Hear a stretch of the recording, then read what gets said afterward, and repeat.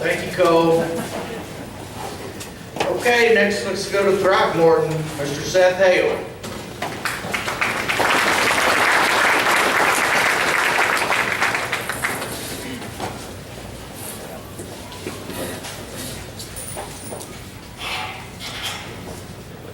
Hello to me.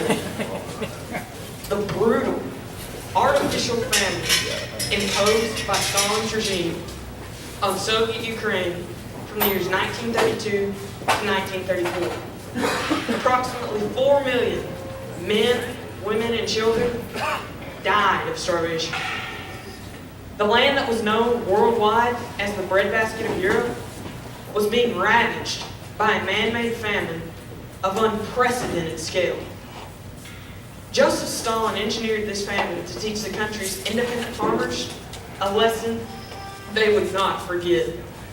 These rugged agriculturalists were being punished for resisting collectivization or refusing to give up their land and livestock to the state. While it's unlikely that a travesty of this magnitude would ever happen in America, farmers and ranchers are being subjected to tremendous government overreach.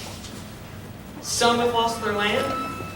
Others are being drained financially and emotionally in court battles to hold on to land that's been in their family for generations. Sadly, some ranchers have been imprisoned, and at least one man has lost his life.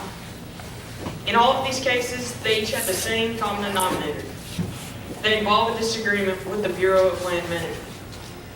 During the era of homesteading, western public rangelands were often overgrazed due to policies designed to get people to move westward. As a result of a request from western ranchers, Congress passed the Taylor Grazing Act of 1934. And in 1946, the Truman administration formed the Bureau of Land Management. Currently, the agency controls 247.3 million surface acres of public lands. They operate off of a budget of $1.2 billion, which translates to $5.04 per acre to the American taxpayer.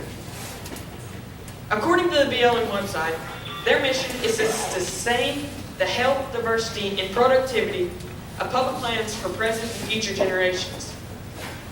If this is the mission of the BLM, why do the headlines scream? Texas rancher fights back against BLM land grab. Red River rumble. The BLM wants to seize 90,000 acres of Texas ranchers' land. Patrick Cannon, a rancher along the Red River, stands to lose 1,400 of his 2,000-acre ranch, which he has owned since 1963. The BLM's vague assertions have put a cloud on the landowner's title, preventing him from selling his property or borrowing against it, all the while still having to pay property taxes on it. While the Red River land grab is of great concern to me because it is happening less than 80 miles from my home, I'm equally disturbed by the recent events in Oregon. Successful and well-respected ranchers Dwight and Steve Hammond are serving time in federal prison for inadvertently burning 140 acres of BLM rangeland in 2001.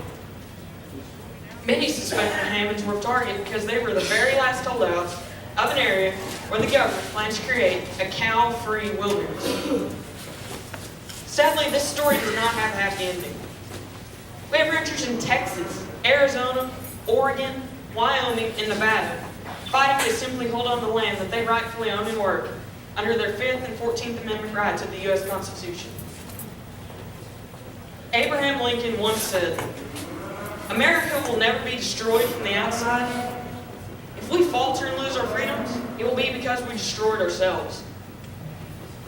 If we allow the BLM to continue with their Holodomor actions, our industry will suffer, leaving us telling our kids and grandkids about the freedoms that we once enjoyed.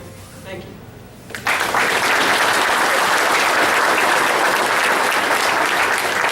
That's a big boy topic. Real big. So I'm going to give you a big boy task. The sign you're standing next to, that's my law firm. Okay? We just hired you, and your task is to go to Oregon and resolve that dispute between those ranchers and BLM. What would you say to the ranchers, and what would you say to the BLM to resolve that dispute? Well, growing up on a farm, I'd be impartial to the ranchers. So I would tell the BLM that it's unconstitutional and that it needs to stop. And I tell the ranchers just to keep fighting them off so that it would end. Hopefully get it for good.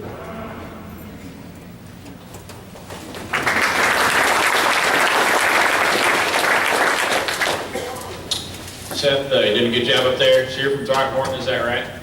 All right. So you're in cow country right there. Do you intend on being in the beef business one day? I don't know. You don't know? Okay. One of my biggest fears is that maybe over time we've discouraged our young agriculturists that have passions.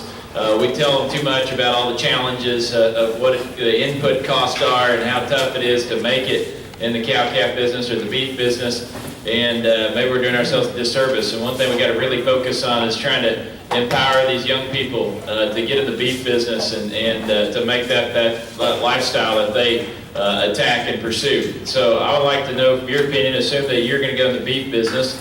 What ideas would you have coming straight out of college, once you graduate college one day? What ideas could you give me that you might do to come straight out of college and work for yourself and be in the beef business? What's a vision that you might have that you think could work and be profitable? Does that make sense? Okay, so what I'm saying is one day when you graduate college, you plan on going to college? Okay, so when you get out of college, a lot of the college students, they feel empowered, right? You'd probably rather work for yourself than somebody else. Is that true? You don't know yet? Okay, well, let's assume that you would. So give me a vision on what you think that you could do coming straight out of college in this beef business. You know a lot about it. You probably have studied in the cow-calf sector, the stocker sector, the feedlot sector, or maybe there's other service industries that support the beef industry. Give me an idea of a career in which you think that you could blaze the path on and try to make it as a young person in the beef business. So you're saying like what would I go into? Yes, sir. Okay.